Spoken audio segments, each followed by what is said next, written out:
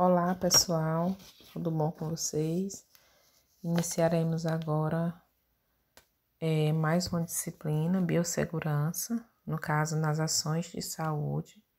Nós já falamos um pouco sobre biossegurança na disciplina de teoria e prática de enfermagem, então você já tem noção de o que é essa disciplina. E agora a gente vai fazer um complemento sobre ela, tá? Então, a biossegurança, a gente vai falar sobre a importância, como que ela é usada nas ações em saúde. Então, biossegurança, ela é uma área de conhecimento definida pela Anvisa, né? De uma condição do trabalho, de segurança. É um conjunto de ações, né? Então, a biossegurança, ela vai ajudar em ações para prevenir, para controlar e reduzir e eliminar riscos da saúde do trabalhador. Então, ela vai usar esses meios para que venha diminuir esses riscos, evitando as mortes. Aí aqui a gente vai falar um pouco sobre a infecção hospitalar, que é uma infecção bastante comum, né? E que pode acometer esses pacientes e levar a óbito. A infecção hospitalar, ela acontece após a admissão do paciente, quando o paciente vai para a unidade de saúde ou para um hospital, ou pode se manifestar durante a internação ou após a alta. A Lei de número 11.723/2008, ela fala da importância desse controle da infecção hospitalar.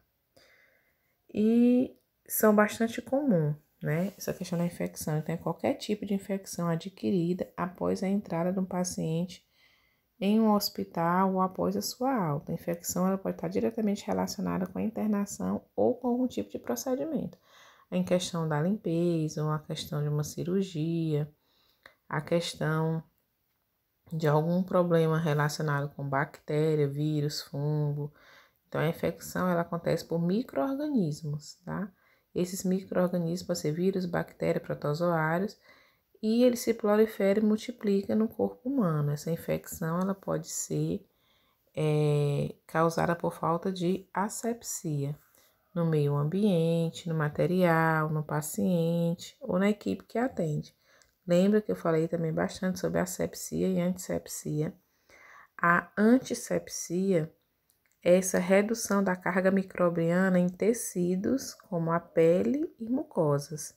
E a asepsia, que é o que a gente veio falar aqui, é essa redução de carga microbiana em superfície. Por isso que diz aqui em ambiente, então a importância do ambiente estar limpo, a importância de todo o material, medicamento que você for usar, você fazer a asepsia com álcool 70, você lavar sempre suas mãos com água e sabão, tá? Que no caso, a antissepsia na mão e no paciente e também toda a equipe que atende, tá? A importância de fazer sempre isso. Exemplos de asepsia, como é que eu posso fazer, né?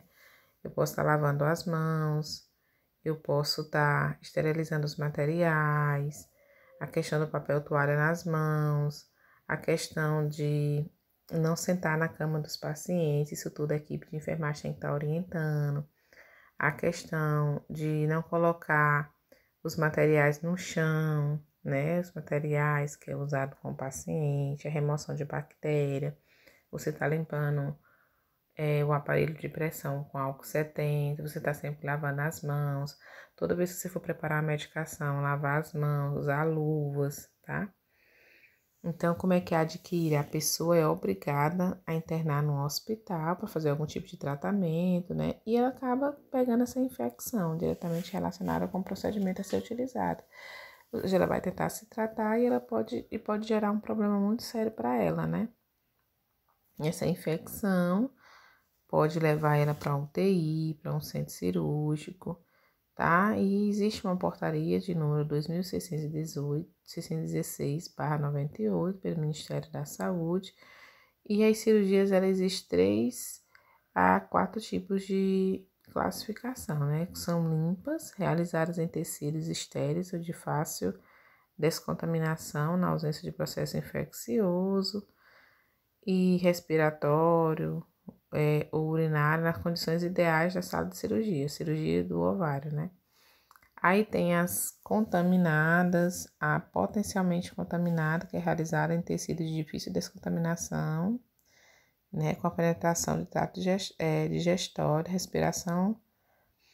respiratório urinário sem contaminação significativa, que é a redução de fratura exposta. É a contaminação de tecidos recentemente traumatizados e abertos, de difícil descontaminação, processos inflamatórios, mas sem supuração.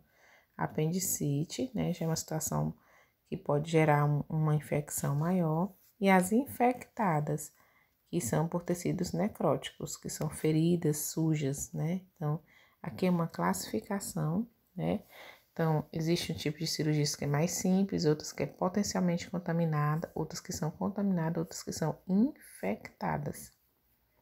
Como é que a pessoa se sente? A primeira reação de uma infecção, lembra que eu já falei bastante sobre infecção nas aulas presenciais, é uma febre, né? A febre é uma reação e você pode ter através de uma infecção, né? Ela envolve algum problema e a pessoa pode estar apresentando o primeiro sintoma de uma febre. Os pacientes que têm maior risco de terem essa infecção, os recém-nascidos, porque ainda está com o sistema imunológico, né?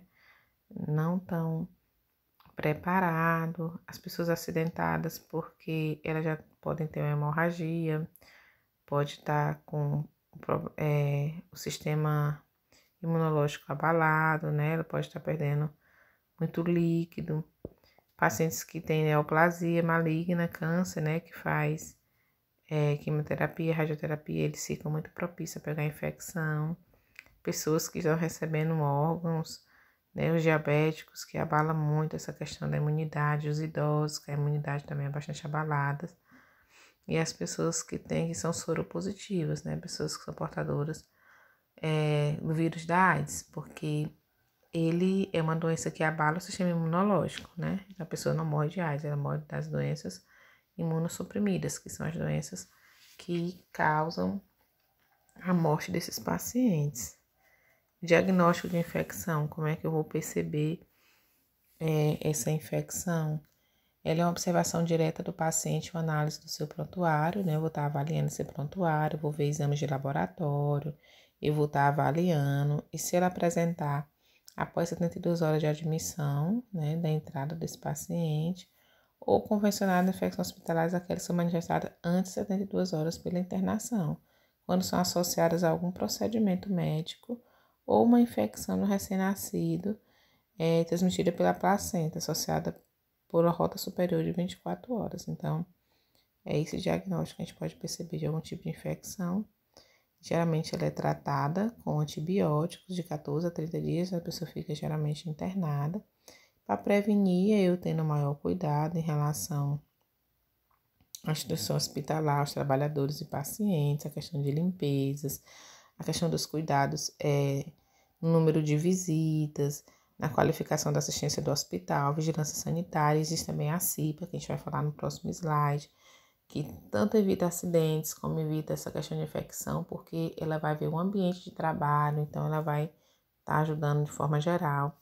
E a vigilância sanitária também, que vai estar vendo toda essa questão de limpezas, produtos, EPIs, toda essa questão para estar prevenindo essa infecção, tá certo? Então, existem as leis, tá? Que é só para título de informação, que o hospital não pode funcionar, né? Se não tiver esses meios de proteção capazes de evitar efeitos nocivos à saúde dos agentes e pacientes circunstantes. Então, é necessário ter essa organização para evitar essa infecção hospitalar. Existe a portaria também de 1983, que os hospitais do país, independentes da natureza, devem manter a Comissão de Controle de Infecção Hospitalar, que é CCIH, tá? Existe a lei também federal de número 9.431, do artigo 1 e 2, que fala que é obrigado manter esse controle da infecção hospitalar, tá? e é necessário ter esse acompanhamento, né? O PCIH, que é esse programa de controle de infecção hospitalar. E as portarias, né? Que sempre vai ter essa questão da organização dessas infecções, a questão de observar, a questão de estar tendo esse controle, né? A importância de assegurar à instituição o planejamento de normatização de ações de controle de infecção hospitalar que serão executadas pelo Serviço de Controle de Infecção. É responsável por uma série de medidas e incentivo de correta higienização das mãos, dos profissionais de saúde, controle do uso de antimicrobiano, fiscalização de limpezas e desinfecção de artigos de superfície. Então, a importância de estar avaliando como esse profissional realmente evita essa infecção e se o ambiente de trabalho está propício para que esse profissional venha trabalhar e para receber esses pacientes. Então, quais são esses objetivos dessa comissão, desse controle? É desenvolver ações para estar evitando a infecção hospitalar, é para estar sempre orientando tanto os pacientes como os funcionários, é participar de equipe de padronização de medicamentos, você prevenir esse controle, ver a questão de limpezas, controlar a questão de antibióticos, de caixa d'água, de alimento, vigilância epidemiológica, vigilância sanitária, elaborar esse controle, esse planejamento, manter atualizadas as rotinas, estar sempre avaliando, executando a melhor maneira de trabalhar. O papel do farmacêutico nessa questão do controle, nós vamos citar apenas alguns, tá? Que a gente vai focar sempre mais na parte da enfermagem.